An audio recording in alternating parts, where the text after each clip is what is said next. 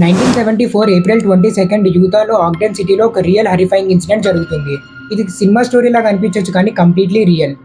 ముగ్గురు క్రిమినల్స్ ఒక చిన్న బేస్మెంట్లో హైఫై ఆడియో షాప్పై రాబరీ చేయాలని ప్లాన్ చేస్తారు.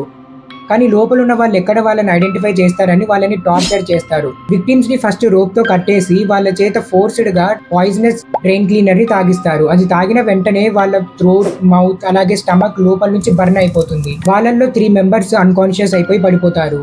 దాంట్లో ఒక అమ్మాయిని వాళ్ళు రిపీటెడ్గా అటాక్ చేస్తారు. అలా చాలాసేపు చేసిన తర్వాత లాస్ట్కి షూట్ చేస్తారు.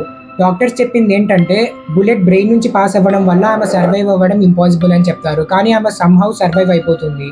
కొన్ని ఇయర్స్ తర్వాత ఆ కేసు గురించి కోర్టులో విట్నెస్ కూడా ఇచ్చింది. ఇక్కడ మోస్ట్ డిస్టర్బింగ్ పార్ట్ ఏంటంటే ఆ క్రిమినల్స్ వీళ్ళని టార్చర్ చేసేటప్పుడు ఎంతో ఎంజాయ్ చేసుకుంటూ జోక్స్ వేసుకుంటూ చేశారు. పోలీసులు ఆ క్రైమ్ సీన్ ని చూసిన తర్వాత వర్స్ట్ క్రైమ్ సీన్ అని డిస్క్రైబ్ చేశారు.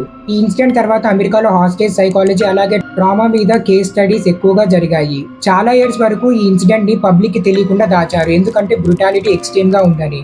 ఇలాంటి మరిన్ని ఇంట్రెస్టింగ్ వీడియోస్ కోసం ఫాలో అయిపోండి.